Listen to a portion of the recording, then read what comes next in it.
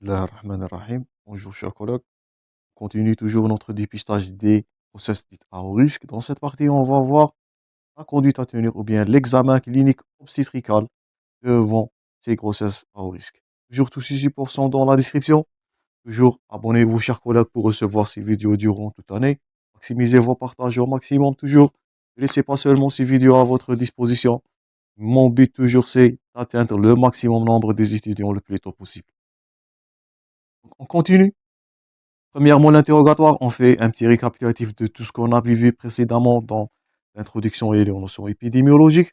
Donc, l'interrogatoire doit repérer les facteurs de risque. Je répète, les facteurs de risque les plus importants, tout ce qu'on avait déjà basé dans la partie précédente, c'est l'âge de la patiente, j'espère que vous avez le cité, les deux extrémités, les antécédents personnels et familiales, surtout, je répète, HTA, diabète et maladie thromboembolique, le risque cardiologique, les maladies héréditaires et les malformations, les antécédents personnels. Donc, on a vu précédemment médico-chirurgical, gynécologique, obstétrical, notion tabagique, donc toxicomanie. Donc, tout ça, vous allez dépister, vous allez le rechercher dans votre interrogatoire. Donc, si vous avez suivi bien la partie précédente, cette dernière serait très facile. Donc, suite à ça, les antécédents obstétricaux, le nombre de grossesses antérieures, date et lieu de ces accouchements. Donc, un interrogatoire policier, je répète, ces grossesses sont à haut risque. Donc, tout est à noter. Poids de l'enfant et les termes, donc, les antécédents ou bien les grossesses précédentes. Vous allez préciser la date, le lieu, le poids des enfants au cours de ces termes. Le déroulement de ces grossesses, est-ce que cette femme, elle a eu des diabètes gestationnels au cours de ses grossesses précédentes? Est-ce qu'elle a eu des MAP, donc des menaces d'accouchement prématuré? Est-ce qu'elle a eu d'HTA, d'autres comorbidités? Donc vous voyez là, toujours diabète, HTA, toujours grossesse à haut risque, je répète. Les, et les accouchements. Est-ce que la femme, elle a eu des épisiotomies? Est-ce qu'elle a eu des déchirures périnatales au cours de ses grossesses précédentes, antérieures? Est-ce qu'il s'agit d'un accouchement normal ou d'une extraction instrumentale? La notion de forceps va donner des dilatations ou bien des lésions périnéales. Est-ce qu'elle a eu des césariennes? Des suites de couches? Est-ce qu'elle a eu des complications? Quel est le mode d'allaitement? Donc, est-ce qu'elle a eu des maladies du système? Le lupus, il contre-indique par exemple le lupus, il contre-indique l'allaitement. Et la maladie néonatale, toujours, je répète, trois pronostics sont mis en jeu là, maternelle, fœtale et même néonatal pourra surménager, pourra développer ces pathologies ou bien une réflexion, ces grossesses à haut risque pour ces patients. Quatrièmement, le début de la grossesse actuelle. Donc, après que vous avez dépisté tous les facteurs précédents, vous allez dépister, noter tout ce qui est en relation avec la grossesse actuelle. Donc, premièrement, est-ce qu'il s'agit des douleurs, des métrorragies? Est-ce que cette femme, elle a eu des menaces d'avortement? Je vous invite à consulter le cours d'avortement toujours pour plus d'informations. Les nausées, les vomissements. Suite à ça, donc, vous allez calculer la hauteur utérine. Je répète, une hauteur utérine augmentée, ça favorise, répète, les grossesses gémellaires sont à haut risque, les grossesses molaires, diabète gestationnel, la macrosomie. Donc, notez-vous bien ces trois critères à évoquer devant une hauteur utérine augmentée. Ça va vous donner une idée sur le poids fœtal et de façon approximative. La palpation abdominale, recherchez le type de présentation et on va voir les présentations avec détail. Est-ce qu'il s'agit des présentations du sommet, présentation céphalique, présentation siège, transverse, tout ça est à noter. Position du dos et rechercher les battements, bien, les fréquences cardiaques et les battements cardiaques fœtales. Donc normalement, la fréquence, s'il s'agit de pathologie, elle devrait être supérieure à 140 battements par minute. C'est l'examen au spéculum dès dernièrement un toucher vaginal. Rechercher la position de la présentation, l'excavation pelvienne, la formation et l'état du segment inférieur des trois au cours de dégagement, l'état du col surtout, positionnement du col, La longueur, la consistance de ce dernier, le degré d'ouverture, est-ce qu'il s'agit d'une béance cervicale? Tout ça, vous allez revoir dans les menaces d'accouchement prématuré. Et dernièrement, l'évaluation de bassin en son totalité. Et je répète, faites attention aux femmes aux petites tailles. 1,50 m veut dire à dystocie osseuse, donc un bassin très étroit. Donc ça, c'est pour l'examen clinique. Maintenant, on passera. Donc, comment allez-vous justifier votre examen paraclinique? Tout ce qui est en rouge, c'est à noter par cœur. Souvent, c'est un thème de question. Premièrement, un bilan biologique. Ce que vous allez rechercher, bien sûr, le risque hémorragique, votre réflexion, groupage rhésus. Cette femme pourra avoir besoin d'une transfusion à tout moment, donc faites attention. Groupage rhésus, FNS, pour déterminer l'anémie, je répète. Une anémie, donc c'était un symptôme simple au cours de l'hématologie, mais en gynécologie, l'anémie, ça va rendre cette grossesse à haut risque. Donc, premièrement, groupage rhésus FNS, migration de formules sanguines. Bilan rénal, donc glycémie, créatinémie et l'urie. Glycémie pour dépister le diabète gestationnel. Vous pouvez consulter le cours de diabète gestationnel à tout moment, toujours. On traite les modules en enchaînement. La créatinémie et l'urée, le retentissement de ce diabète sur la fonction rénale.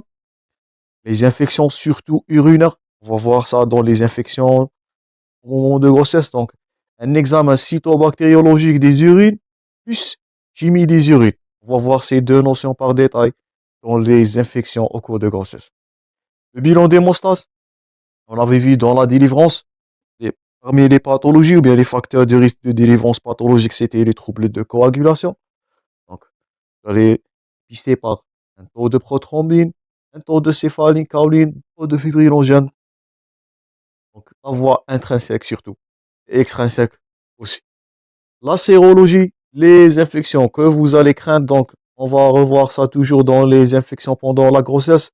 Toujours, toxoplasmose, c'est grave, c'est qu'elle lourde, rubéole et l'hépatite B. Le syphilis et le VIH, ils sont à dépister au cours des maladies sexuellement transmises par l'accord de la patiente, surtout le VIH. Donc, surtout, toxoplasmose, rubéole et l'hépatite. Ces trois, gardez-vous ces trois. Suite à ça, la programmation de l'échographie. Donc, ça nous fait rappel au suivi de grossesse. Donc, il s'agit de trois examens ou bien trois échographies sont primordiales en gynécologie. Donc, ça, c'est la base d'obstétrique. Donc, premièrement, la première pour dater la grossesse. J'espère que vous vous souvenez de votre premier cours concernant le suivi des grossesses et le déroulement des grossesses physiologiques normales. Donc, une première échographie, elle est faite au cours de deuxième semaine, 12e semaine plutôt, pour dater la grossesse. La deuxième, c'est pour dépister et rechercher des malformations. Elle est dite une échographie morphogramme. Elle est faite au cours de 22 semaines. Je suis sur les dates. Troisième, pour déterminer la présentation et la situation de placenta. Donc la dernière, troisième, pour au cours du 32e, 32 semaines d'aménorrhée. Trois échographies. Premièrement, pour dater. Je répète. Deuxième, pour dépister les malformations. Et troisièmement, pour préciser le terme de grossesse, la situation, la présentation et localisation de placenta.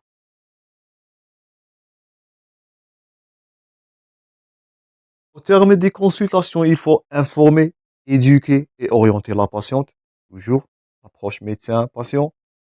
Établir un carnet de suivi et fixer les rendez-vous ultérieurs. Je répète, grossesse au risque veut dire suivi ponctuel. Sensibiliser la patiente à l'accouchement dans un milieu hospitalier. Sélectionner les grossesses à haut risque qui doivent être orientées en consultation spécialisée. Ça, c'est pour vous. Donc, premièrement, le dépistage se fait au niveau des PMI, donc centre de santé, consultation de grossesse en haut risque. Et le dépistage se fait par donc, des sages-femmes, des généralistes et même des médecins obstétriciens. Parmi la conduite à tenir, c'est d'évacuer ou bien d'orienter les patients avec haut risque vers un spécialiste. Ça, on avait parlé comme compétence. Donc, si vous pouvez prendre en charge la patiente, c'est ce qu'on va voir prochainement dans la dernière partie, c'est la prise en charge. Vous allez faire la conduite. Si vous ne pouvez pas, vous allez l'orienter. Donc, faire une consultation spécialisée. Après, je répète, que vous avez fait, ou bien que vous avez argumenté votre examen clinique, débuté par l'interrogatoire, argumentez votre examen paraclinique. J'insiste sur ce qui est en rouge. Donc, il est à retenir, bien sûr. Donc, et toujours informer la patiente. L'éducation et toujours, ça, c'est le rôle du médecin dans l'éducation du patient. Donc, pour avoir, ou bien pour avoir des consultations qui sont régulières, qui sont ponctuelles, afin de prendre en charge et sensibiliser cette patiente. Si c'est le cas de que vous pouvez traiter, vous allez la prendre en charge. Si c'est pas le cas, vous allez l'orienter. Donc, le dépistage, il est fait, je répète, donc, aux 3 niveaux, donc au PMI, centre de santé et même en consultation de grossesse au risque. Les personnes qui peuvent faire ces dépistages, notez-vous bien, pas seulement le médecin obstétricien, aussi votre rôle en tant que médecin généraliste. Ça, on a insisté dans cette partie. Et même les sages-femmes pourra avoir ou bien pourront faire ce dépistage et même orientation vers un spécialiste lorsqu'il s'agit de ce cas. Votre rôle, je répète, en tant que médecin généraliste, c'est de dépister, savoir interroger cette femme, bien savoir interroger une grossesse à haut risque, argumenter votre examen clinique et surtout argumenter les examens paracliniques et finalement orienter la patiente vers un spécialiste. Ça, c'est tout pour cette deuxième partie, chers collègues.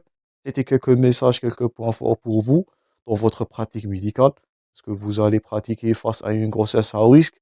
On conclut ce cours prochainement où on va voir la prise en charge de cette dernière, prise en charge des grossesses à haut risque, et on va donner quelques exemples, et ça serait hein, une introduction de plusieurs pathologies qu'on va voir par suite dans ce chapitre d'obstétrique.